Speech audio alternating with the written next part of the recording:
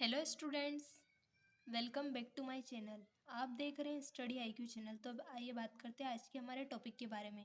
आज हम विज्ञान के अति महत्वपूर्ण 50 प्रश्नों के बारे में चर्चा करेंगे जो हर कॉम्पिटिटिव एग्जाम्स में पूछे जाते हैं। पहला है, किसी सब्जी से प्राप्त न हो सकने वाला विटामिन कौन सा है? तो जो विटामिन डी होता है वो हरी सब्जी और किसी भी सब्जी से प्राप्त नहीं होता है। तो करेक्ट आंसर होगा ऑप्शन सी, विटामिन डी। अगला है, निम्नलिखित में से कौन सी एक ग्रंथि नहीं है? तो आमाशय या जठर एक ग्रंथि नहीं है। करेक्ट आंसर ऑप्शन बी, जठर या आमाशय। अगला है, रुधिर वर्ग बी वाला व्यक्ति निरापद कौन से रुधिर वर्गों के व्यक्तियों को रक्तदान दे सकता है? जो बी पॉजिटिव वाला व्यक्ति होता है वो ए तथा ए बी दोनों को ब्लड डोनेट कर सकता है। तो correct answer option D, B तथा ए बी दोनों। अगला है, पौधों में जड़ों के मार्ग में पानी पहुंचाने का कारण क्या होता है? तो केशित्व के कारण जड़ों के अंदर पानी पहुंचाया जाता है। करेक्ट आंसर ऑप्शन बी, केशित्व।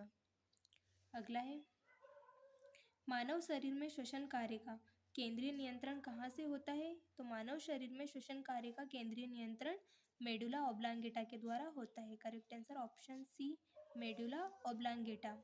अगला है, सिरे से एल्कोहल प्राप्त करने के लिए अपनाई जाने वाली विधि है। तो सिरे से एल्कोहल किण्वन विधि के द्वारा प्राप्त किया जाता है। करेक्ट आंसर ऑप्शन सी, किण्वन। अगला है, जीवाणुवीय रोग किसमें पाए जाते हैं? तो जीवाणुवीय रोग पौधे, पशु और मानव तीनों में पाए जाते हैं। करेक्ट आंसर ऑप्शन डी, ये सभी।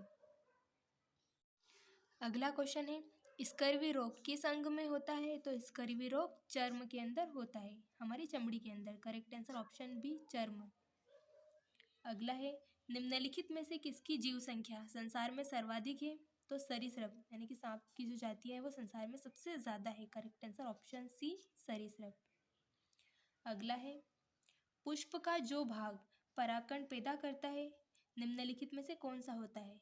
तो परागकोश के द्वारा ही पुष्प के अंदर परागकण उत्पन्न होता है। करेक्ट आंसर ऑप्शन सी, परागकोश। अगला है, निम्नलिखित में से किस फल का विकास पुष्पक्रम में होता है?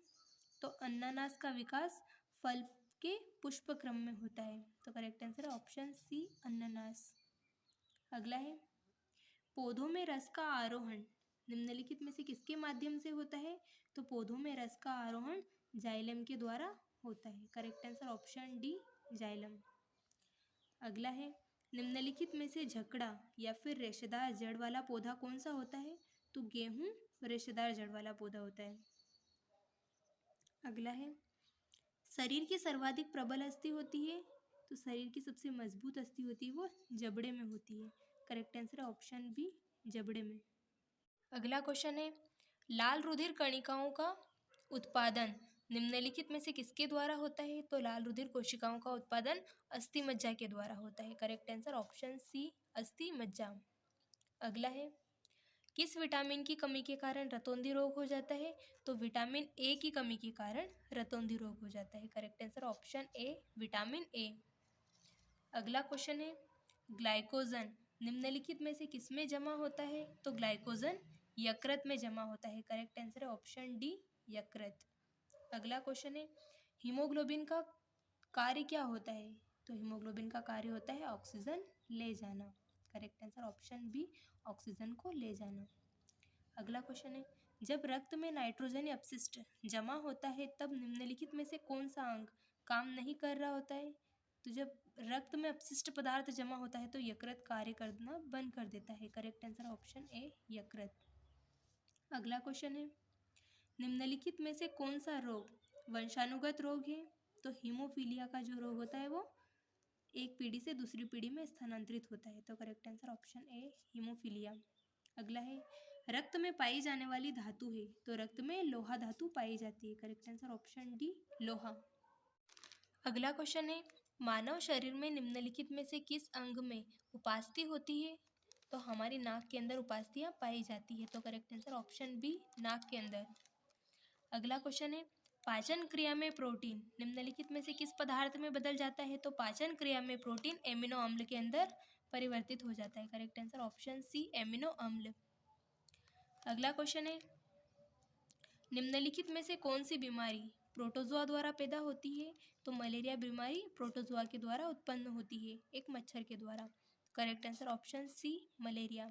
अगला है, निम्नलिखित में से कौन सी मद विटामिन है? तो राइबोफ्लेविन जो होती है वो विटामिन कहलाती है। Correct answer option B, riboflavin. अगला है, निम्नलिखित में से नियततापी प्राणी कौन सा है? तो चमगादड़ जो होता है वो नियततापी प्राणी होता है। करेक्ट आंसर ऑप्शन सी, चमगादड़। अगला है, निम्नलिखित में से कौन सा पदार्थ मानव शरीर में सबसे अधिक कठोर होता है? तो दंत वल्क या फिर इनेमल, जो हमारे दांत होते हैं जबड़े, वो हमारे शरीर में सबसे ज़्यादा कठोर होते हैं। Correct answer option B. अगला है, गाजर निम्नलिखित में से किस विटामिन का संपन्न स्रोत है? तो गाजर विटामिन ए में भरपूर मात्रा में गाजर पाया जाता है। तो correct answer option A, vitamin A. अगला क्वेश्चन है, पौधों में जाइलम ऊतक निम्नलिखित में से किस पदार्थ का संवहन करता है? तो पौधों में जाइलम ऊतक पानी का संवहन करता है। करेक्ट आंसर होगा ऑप्शन ए, पानी। अगला है, प्रकाश संश्लेषण के दौरान निर्मुक्त गैस होती है? तो प्रकाश संश्लेषण के दौरान निर्मुक्त गैस ऑक्सीजन होती है। Correct answer option B, oxygen या O2। अगला है, निम्नलिखित में से कौन सा पदार्थ जिसका उपयोग खाद्य परिरक्षी के रूप में किया जाता है? तो सोडियम बेंजोएट का उपयोग खाद्य परिरक्षी के रूप में किया जाता है। करेक्ट है ऑप्शन ए, सोडियम बेंजोएट। अगला है, सेल्यूलोज निम्नलिखित में से किसका मुख्य घटक है? तो सेल्यूलोज कोशिका भित्ति का मुख्य घटक होता है। करेक्ट आंसर ऑप्शन ए, कोशिका भित्ति। अगला है, किसी रोगी की जैविक मूल्य का अर्थ निम्नलिखित में से किसमें उच्च होता है? तो मस्तिष्क के अंदर हमारा जैविक मूल्य सबसे ज़्यादा होता है। करेक्ट आंसर ऑप्शन सी, मस्तिष्क। अगला है, रक्तचाप निम्नलिखित में से किसमें उच्च होता है? तो हमारी धमनियों के अंदर रक्तचाप सबसे तेज गति से होता है। तो करेक्ट आंसर ऑप्शन बी, धमनियाँ। अगला है, पौधे ऊर्जा छोड़ते हैं? तो पौधे श्वसन के माध्यम से ऊर्जा छोड़ते हैं। करेक्ट आंसर ऑप्शन बी, श्वसन में। अगला क्वेश्चन है, एस्ट्रोजन और प्रोजेस्टेरोन निम्नलिखित में से किसकी वृद्धि को नियंत्रित तथा उत्तेजित करते हैं? तो एस्ट्रोजन तथा प्रोजेस्टेरोन स्तन ग्रंथियों की वृद्धियों को नियंत्रित और उत्तेजित करते हैं। करेक्ट है ऑप्शन सी, स्तन ग्रंथि। अगला है, वृक्षों से प्राप्त किया गया प्राकृतिक रबर का बुनियादी रासायनिक निर्माण ब्लॉक है? तो isoprene. Correct answer option A, isoprene. अगला है, हड्डी का प्रयोग उर्वरक के रूप में किया जाता है क्योंकि इसमें पौधा पोषक तत्व होता है फास्फोरस। करेक्ट होगा ऑप्शन बी, फास्फोरस। अगला क्वेश्चन है, निम्नलिखित में से किसमें विटामिन सी होता है? तो आंवले में भरपूर मात्रा में विटामिन सी पाया जाता है। तो करेक्ट आंसर होगा ऑप्शन ए। और विटामिन सी का सबसे अच्छा स्रोत भी आंवला ही होता है। अगला है, पौधे के किस भाग से हल्दी प्राप्त होती है? तो पौधे के मूल भाग से हल्दी प्राप्त की जाती है। करेक्ट आंसर ऑप्शन ए, मूल से। अगला है, आनुवांशिक यूनिट अर्थात जीन होते हैं? तो आनुवांशिक यूनिट और जीन गुणसूत्र या फिर क्रोमोसोम्स के अंदर स्थित होते हैं। करेक्ट आंसर ऑप्शन बी, गुणसूत्र। अगला है, मानव शरीर में वसा जमा होती है? तो मानव शरीर में वसा वसा ऊतक में जमा होती है। करेक्ट आंसर ऑप्शन बी, वसा ऊतक में। अगला क्वेश्चन है, निम्नलिखित में से वह तेल कौन सा है जिसमें ड्रॉप्सिया जलशॉफ हो जाता है? तो आर्जेमोनी के तेल में ड्रॉप्सिया जलशॉफ हो जाता है। करेक्ट आंसर ऑप्शन डी, आर्जेमोनी तेल।